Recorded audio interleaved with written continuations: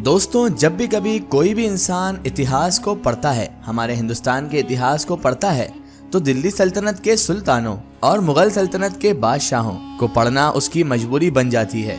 सुल्तान महमूद गजनवी, सुल्तान अलाउद्दीन खिलजी से लेकर औरंगजेब आलमगीर तक इन मुस्लिम शासकों को हिंदू विरोधी और भारतीय संस्कृति और मंदिर को ध्वस्त करने वाले खलनायक के रूप में देखा जाता है।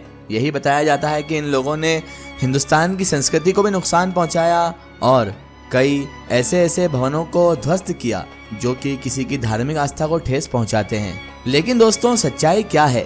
क्या वो सच में ऐसे थे या फिर ये सब चीजें सिर्फ और सिर्फ दो धर्मों को आपस में लड़वाने की बातें हैं? बहरहाल दोस्तों, इन्होंने क्या किया क्या नहीं किया ये तो इतिहास के पन्नों में आज भी दर्ज है। लेकिन आज हम आपको इस वीडियो में ऐसे ही मुस्लिम शासकों के बारे में बताएंगे कि जिन मुस्लिम शासकों ने न सिर्फ हिंदू धर्म का सम्मान किया है, बल्कि इन मुस्लिम शासकों ने अपने शासन काल में कई मंदिरों का भी निर्माण करवाया है। दोस्तों, इन मुस्लिम शासकों के किए गए कामों को जानने के बाद ये फैसला दोस्तों आपको ही करना है कि ये शासक सच में क्रूर थे, जालिम थे या फिर सच्चाई कुछ और ही है। तो आइए दोस्तों, इस वीडियो में हम जानते हैं उन हिंदुस्तानी मुस्लिम शासकों के बारे में जिन्होंने अपने शासनकाल में मंदिरों का निर्माण तक कराया है। तो दोस्तों, इस लिस्ट में सबसे पहला जो नाम आता है वो है मुगल सम्राट जलालुद्दीन अकबर का। दोस्तों, आपको बताते चलें कि बादशाह अकबर ने अपने शासनकाल में एक दो नहीं बल्कि कई मंदिर तामीर करवाए हैं और मंदिरों के निर्माण के लिए भारी भरकम रकम भी अकबर के द्वारा दी गई थी। दोस्तों, बादशाह अकबर के द्वारा बनाए गए कुछ फेमस मंदिरों की अगर बात करें तो अकबर ने 16वीं सदी में मध्य प्रदेश के मांडव में शिव मंदिर की स्थापना की थी। इस मंदिर को मांडव के नीलकंठेश्वर महादेव मंदिर के नाम से जाना जाता है। आपकी जानकारी के लिए दोस्तों, हम आपको बताते चले कि इस मंदिर को जलालुद्दीन अकबर ने सन 1564 में अपने सलाहकार और आर्किटेक्ट शहाबुद खां की देखरेख में बनवाया था। और इस मंदिर की बिल्डिंग को देखकर आप ये आसानी के साथ अंदाजा लगा सकते हैं दोस्तों कि ये मुगल कालीन किसी बादशाह के द्वारा ही यानी किसी मुगल बादशाह के द्वारा ही बनवाया गया है।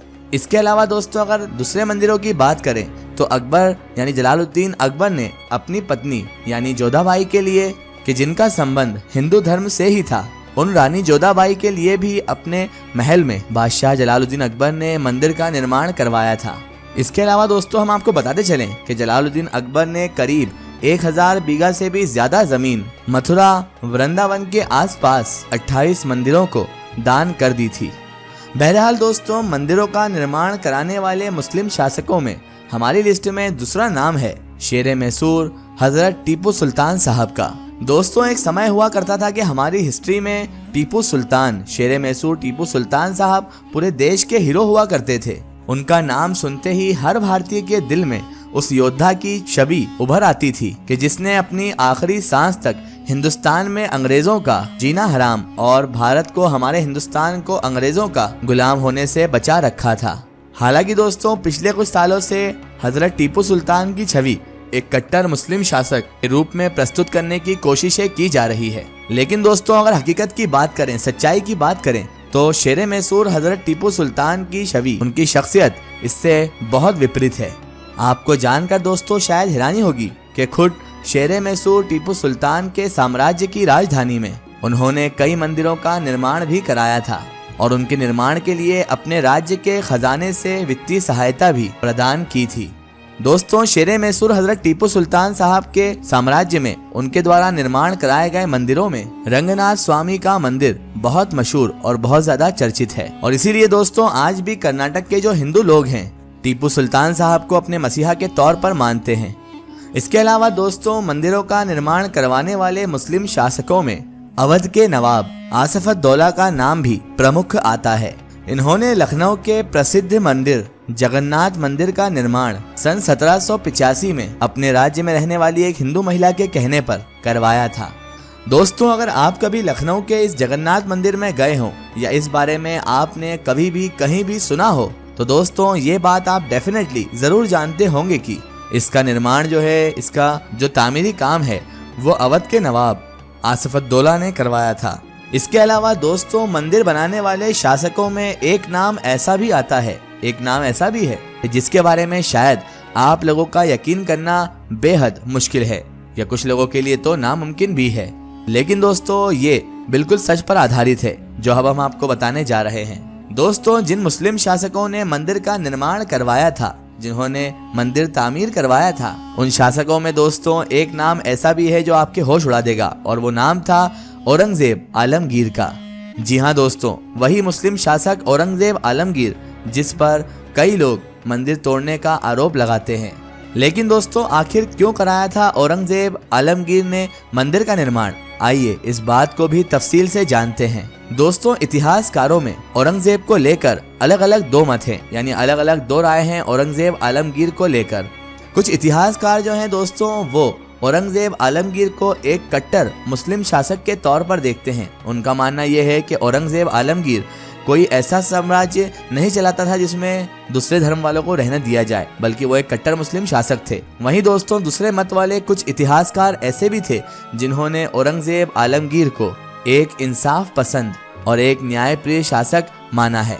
लेकिन जिस मंदिर को औरंगजेब आलमगीर ने निर्माण करवाया था, बनवाया था, उस पर तमाम के तमाम सारे इतिहासकारों को एक मत है। उनका सबका एक ही मत है कि ये मंदिर औरंगजेब आलमगीर ने ही बनवाया था। दोस्तों, अब आप सोच रहे होंगे कि वो मंदिर कौन सा है, तो दोस्तों आपकी जानकारी के लिए हम बता दें कि उस मंदिर का नाम है श्री बालाजी मंदिर, जो कि दोस्तों आज से तकरीबन 350 या 351 साल पहले सन 1683 में चित्रकूट में बनवाया गया था। आप दोस्तों अगर चाहें तो जो बालाजी मंदिर चित्रकूट में है उसके बारे में अच्छे से इंटरनेट पर भी रिसर्च कर सकते हैं। आप जान सकते हैं अच्छे से इंटरनेट पर कि इस मंदिर का निर्माण किसने करवाया था। और ये बात 100% सच है दोस्तों कि इस मंदिर का निर्माण औरंगजेब आलमगीर ने ही करवाया था। इसके अलावा दोस्तों और भी कई ऐसे प्रमाण मिले हैं कि जिससे ये साबित होता है अच्छे से कि औरंगजेब आलमगीर ने दक्षिण भारत के कई मंदिरों के निर्माण के लिए बड़ी धनराशि की सहायता भी की थी। और इसीलिए इतिहासकारों का एक बड़ा ग्रुप औरंगजेब आलमगीर को एक न्यायप्रिय शासक के रूप में देखता है। और उनका ये भी कहना है उन इतिहासकारों का दोस्तों कि अगर औरंगजेब आलमगीर एक क्रूर शासक होता जिसने कई मंदिरों को तोड़वाया है, तो आखिर उसी शासक ने क्यों चित्रकूट के इस बालाजी मंदिर को बनवाने के लिए भारी धनराशि दी थी। खैर दोस्तों, औरंगजेब आलमगीर कट्टर शासक थे या नहीं, इस बात पर तो बहुत समय से बहस चली ही आ रही है और होती भी रहेगी। आप औरंगजेब को कैसा शासक मानते हैं ये हमें कमेंट सेक्शन में जरूर बताइएगा। फिलहाल दोस्तों आज की हमारी वीडियो में बस इतना ही। अगर ये वीडियो आपको पसंद आई है तो इसे ज़्यादा से ज़्यादा शेयर कीजिए और इसे अपने फ्रेंड सर्कल, अपने रिश्तेदारों तक ज़रूर पहुंचाएं। इसी तरह की इन्फॉर्मेटिव और हिस्टोरिकल वीडियो के लिए हमारे चैनल को सब्सक्राइब कीजिए और पास में दिए गए घंटी के आइकन को ज़रूर दबाएं ताकि हमारी आने वाली हर नई वीडियो की नोटिफिकेशन आप तक पहुँचती रहे।